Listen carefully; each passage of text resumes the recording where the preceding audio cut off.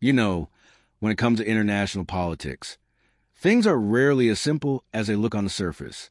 Leaders make bold statements, draw red lines, and promise strength. But when it's time to actually sit down and negotiate, the situation can shift very quickly. And that's exactly what people are debating right now about Donald Trump and the latest developments involving Iran. So the big question is, did the United States step back early in these negotiations, or is this just how diplomacy works behind the scenes? Let's take a closer look and break it down in simple terms.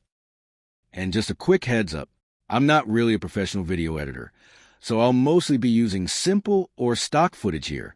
So yeah, apologies if the visuals feel a bit boring. But stick with me, the information is what really matters. Alright, so here's what's been happening. Reports suggest that the United States entered into negotiations with Iran in Islamabad. Initially, the messaging coming from the U.S. side was very firm. Officials were signaling that they would stick to their position and not give in to pressure. Basically, the tone was, we're not going to compromise on our terms. But then things took an interesting turn. Iranian officials, including senior leadership figures, reportedly pushed back hard. Their stance was clear. If certain conditions weren't met before talks even began, they wouldn't show up at all. And that's a big deal, because in diplomacy, even getting both sides of the table is often half the battle. Now, let's talk about those conditions, because this is where things really start to matter. There were two main points that Iran reportedly insisted on. First, a ceasefire related to tensions in Lebanon. And second, the release of Iran's frozen financial assets. That second point is huge. We're not talking about small amounts here. These are believed to be billions of dollars that have been restricted or blocked over time. So naturally, any discussion about releasing those funds becomes extremely sensitive and politically charged. According to some reports and statements circulating online, Iranian sources later claimed that these preconditions were accepted. In other words, from their perspective, they got what they wanted before negotiations even properly started. Now, it's important to say that there hasn't been complete and clear confirmation of all this from the U.S. side, so there's still some uncertainty. But even the perception of this kind of shift is enough to spark a major debate, and that's exactly what's happening. Critics are saying this looks like the U.S. may have made early concessions just to get Iran to the table. From that point of view, it creates an image of backing down after taking a strong initial stance.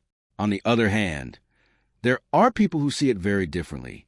They argue that this is simply how diplomacy works. In real-world negotiations, especially at an international level, both sides often set conditions, test each other, and make limited compromises just to begin meaningful discussions. Without that, talks might never even start. So, is this weakness or is it strategy? That's really the core of the debate.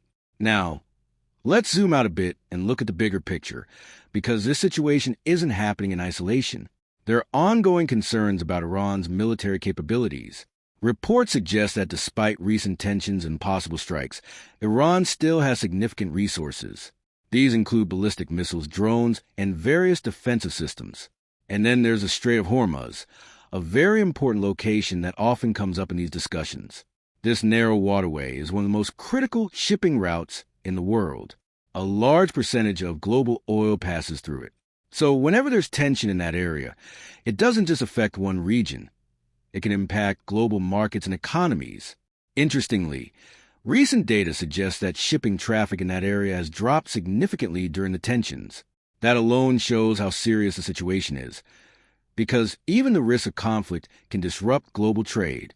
At the same time, Donald Trump has continued to project confidence publicly. He's made statements suggesting that Iran's military strength has been heavily reduced and that the situation is under control. He's also indicated that key routes like the Strait of Hormuz will reopen, whether through cooperation or other means. This kind of messaging is not unusual in politics. Leaders often use strong language to show control and reassure their audience. But again, this brings us back to the difference between public statements and what's actually happening behind closed doors during negotiations. And honestly, this is where things get really interesting, because when you look at both sides, you start to see two very different narratives. On one side, there's the idea that the U.S. is still in a position of strength and simply engaging in strategic diplomacy. On the other side, there's the argument that early concessions, if they did happen, could signal a weaker starting position. My personal take: I think the situation highlights something important about global politics. It's not a simple game of winning or losing. It's more like a constant balancing act. Leaders have to manage pressure from other countries, expectations at home, and the realities on the ground, all at the same time. And because of that, what looks like a concession from the outside might actually be a calculated move to avoid a bigger conflict. Or sometimes, it really can be a sign that one side needed to adjust quickly. The truth is, without full transparency, it's very hard to say with absolute certainty. What we can say is this: perception matters a lot. Even the idea that one side may have backed down can shape public opinion, influence political debates, and affect how future negotiations are viewed. Right now, the situation is still developing. There are claims, counterclaims, and a lot of unanswered questions. We don't yet have the full picture of what's been agreed, what's still being negotiated, and what might happen next. And that's why stories like this are worth paying attention to, not just because of the politics, but because of the real-world impact they can have on global stability, the economy, and international relations. So moving forward, the key question remains: is this an example of smart diplomacy in action, or does it suggest that the U.S. had to soften its position earlier than expected? As always, the answer probably isn't completely one-sided. Let me know what you think.